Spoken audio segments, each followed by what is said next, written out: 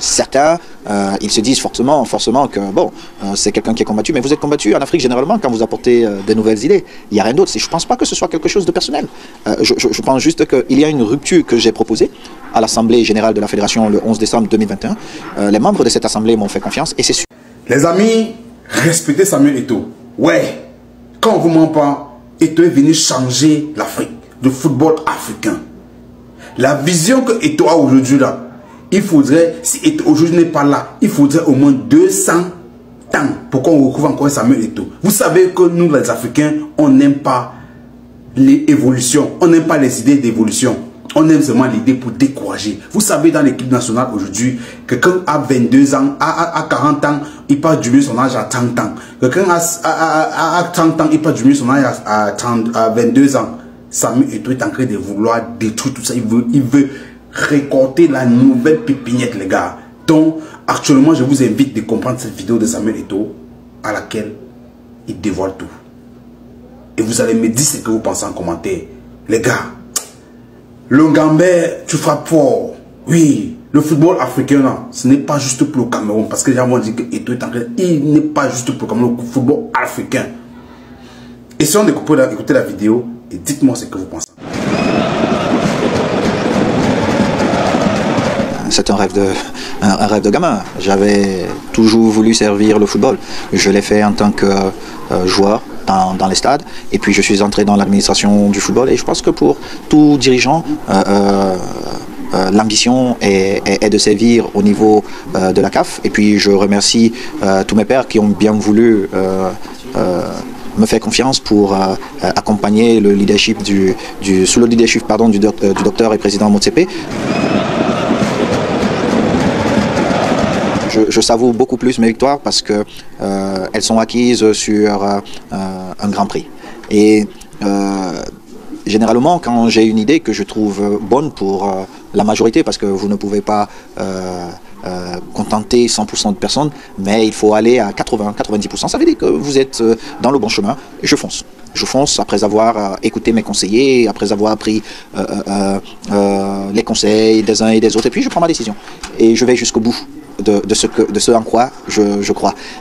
Pour certains, ils se disent forcément que bon, c'est quelqu'un qui est combattu, mais vous êtes combattu en Afrique généralement quand vous apportez des nouvelles idées. Il n'y a rien d'autre. Je ne pense pas que ce soit quelque chose de personnel.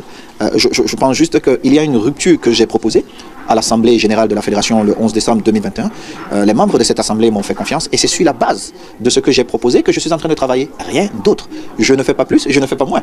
Donc, très souvent, quand les gens portent leur critique, je dis, mais le 11 décembre 2021, quand on regardait, je dirais 99% des Camerounais jubilaient sur cette victoire-là.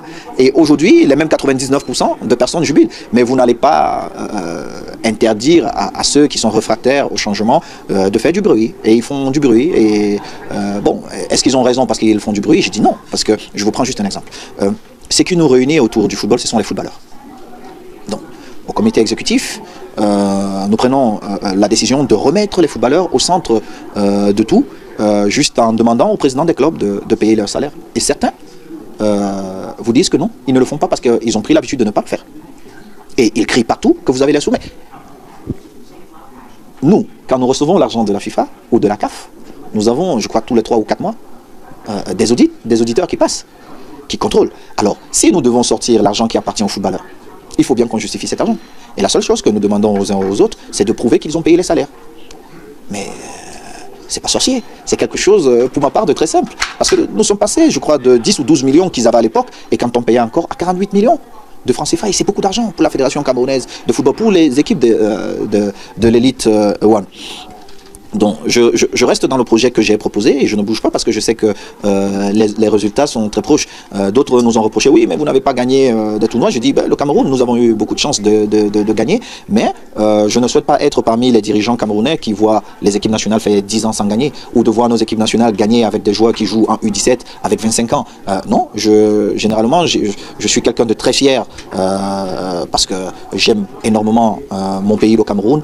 Je suis amoureux de mon continent, l'Afrique, et je veux pouvoir regarder les gens et avoir un débat d'égal à égal. Je veux pouvoir entrer dans un stade avec une équipe qui a réellement son âge, tout en sachant qu'elle va vraiment compétir à ce niveau-là, parce que nous ne nous rendons pas compte de certaines choses.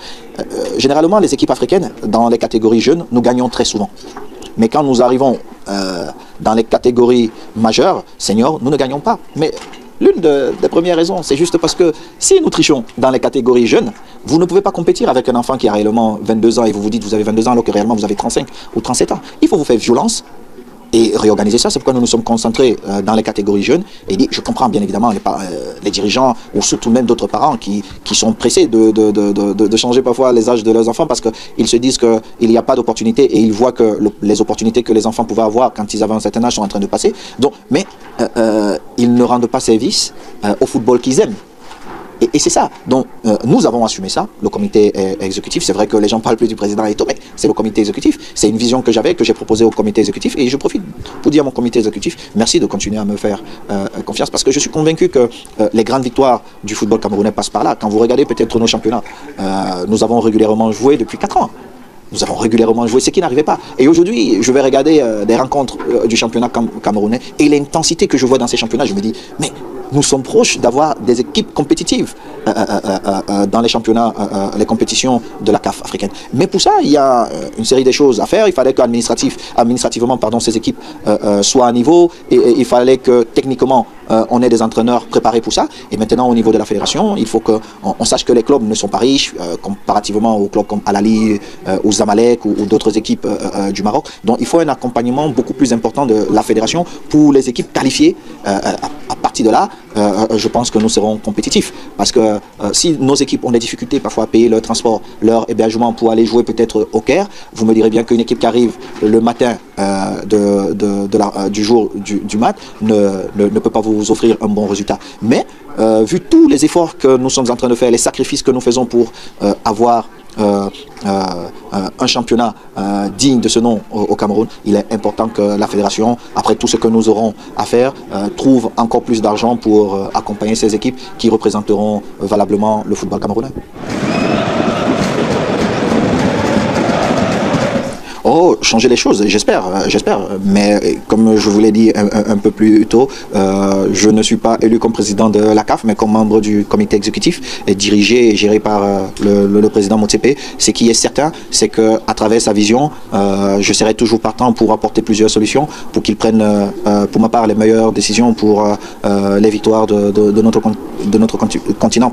C'est la contribution que j'apporte dans ce commerce. Et comme moi, il y a bien d'autres qui sont passionnés du football, qui veulent voir cette Afrique à ce niveau, et je suis convaincu que tous ensemble, sous le leadership du président Motsepe, nous allons arriver à faire avancer le football africain. Hey, Samuel Eto'o, le grand frère de Mapamba. Non, ton marabout est fort, tu comprends, non? Ton marabout est fort. Le voilà déjà membre du COMEX, comme les blagues. Pendant qu'on souhaite que tu tombes, tu es toujours là, tu esquives les pièges comme ça, tu esquives les pièges comme ça, tu esquives les pièges comme ça. Non, ta mère t'avait lavé dans le bon marigot. Grand-mère, ta mère t'avait lavé dans le bon marigot. Ah, meuf. C'est comme si c'est le Manu Wada elle-même qui était sortie pour venir te laver que toute arme forgée contre toi sera néant. Sans effet. On est là comme ça, on te piège ici. Tu ne tombes pas. One Sport, pion. Le modèle est entier. C'est ressorti. Fortune est entrée d'entrée avec le lubrifiant. Mélangé avec la vaseline. C'est comme ça que ça va, John. Ah, meuf. Dans la vie, c'est un bobo. Vaut mieux vivre comme le zizi. Parce qu'au moins, si quelque chose t'arrive et que tu tombes, tu as au moins espoir que tu vas te relever. Mais si tu vis comme les lolos, rassure-toi de ne jamais tomber parce que le jour où tu vas tomber, tu connais déjà la suite. Tu attends quoi? Que te dise quoi? Bisous ma babouille. Samuel Eto'o aussi peut être président dans le pays si un jour comme les blagues. Vous voyez comme ça le Gambet devient président de la République du Cameroun. Maf! Il va d'abord légaliser le Sissia. Petit frère. Maf! Mon cancel Lazare.